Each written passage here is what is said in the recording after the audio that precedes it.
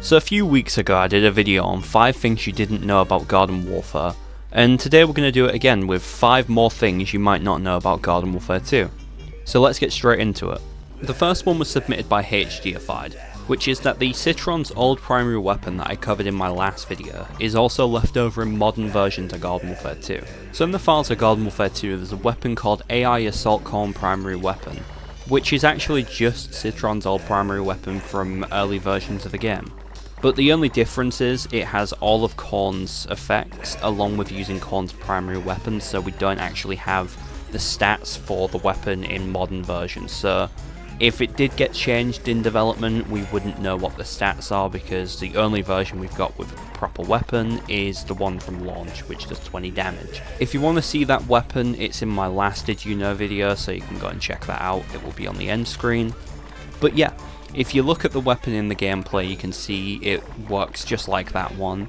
But the thing is, if you're thinking this is just for Korn, and it was just like remade for Korn specifically, if you go in the files, a specific thing is not ticked, which is dual space. This is something the game uses so stuff like Korn and Imp can fire from both of their guns instead of just one, and if this was intended for Korn, that would be ticked.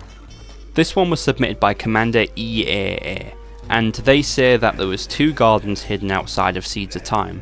So if you go into free cam, or you can look outside the map if you do what I'll show later, you can see that there's 2 graveyards just on the outside of the Asia point where the plants would spawn.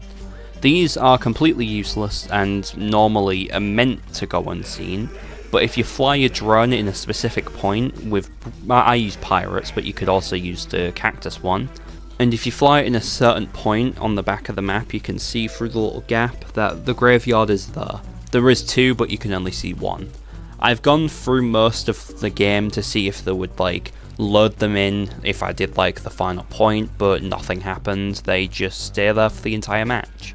They are loaded at the start of the game and remain loaded until the end. So these things really don't have much purpose, but it is a kind of little cool thing that's hidden outside the map that the developers might have forgot to remove.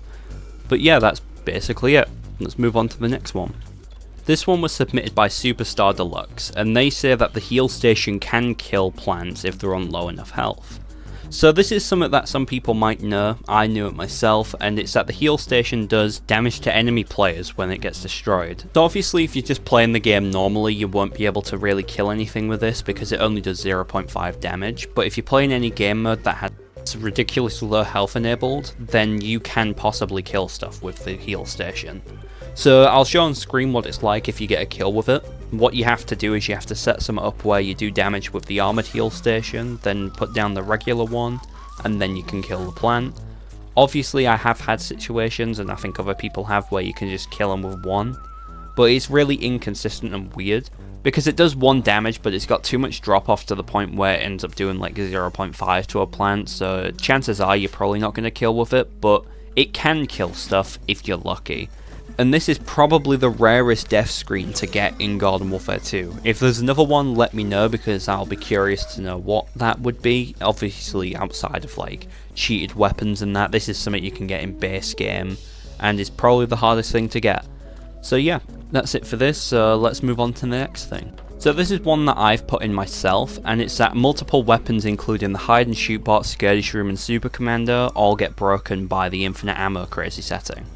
So if you know about the crazy settings in the game, you can equip different ones when you go in private play, like infinite ammo, ridiculously low health, all that stuff. So this affects both players and turrets in the game, so that means if you place down like a P cannon, that's going to also have infinite ammo. But along with this, it also affects the hide and shoot bot and skirmish room, which doesn't sound like much, but when you look into the files, these things have a very high fire rate, which means if you give them infinite ammo, they basically just turn into a minigun, and it can be very broken. So there was multiple mystery portals back in the day which were gardens and graveyards and had turrets obviously with infinite ammo, specifically one that was Korn versus Imp. So you could go in that portal and just put down skirmish rooms, and the imps would just die over and over again. You've got the lowest health target against a skirmish room that does like about 7 to 8 damage constantly from anywhere in the map, and is doing that rapidly, and that's just killing all of the like imps on the map. it would drop mechs, and in some cases apparently the hide and shoot bot side of things would crash lobbies. These days though, we don't seem to get any of these infinite ammo game modes anymore, so the only way to find these things is through the infinite ammo crazy setting. But along with just turrets, this also breaks a super commando, so if you played the first game, he does have an upgrade which gives him 4 ammo instead of 3, which basically makes him the strongest zombie in the game. But in Garden Warfare 2 obviously they removed the ammo upgrade in favour of a second reload upgrade, but he still has it in his weapon blueprint, which is saying that he should be firing 4 shots per mech. So this means if you put infinite ammo on, he basically will do the 4 damage burst every single time. So if you really wanted to know what it was like to fire 4 shots with Super Commando if you don't have Garden Warfare 1, or you just want to see him with like his current day stats with the 4 shots, this is how you can do it without mods. So the final thing for this video was submitted by Samuel1152, and they say that Necrose's Jinx can bypass the Disco Whirlwind. So if you know in Garden Warfare 1 and 2, the Disco Zombie can do an ability which he just spins around, which is normally his first attack if you get close to him, and he's completely invincible.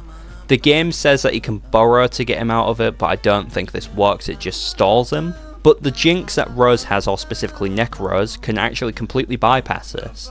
So to do this, all you need to do is have a Necrose on your team in Ops, or just play as Necrose in the backyard, and you go up to the Disco Zombie, wait for him to spin, charge up your shot, fire it directly at him, and once he's jinxed, you'll be able to attack him like normal. Do keep in mind though, he can still damage you as well with the Whirlwind, so try and keep your range when you're trying to fight him.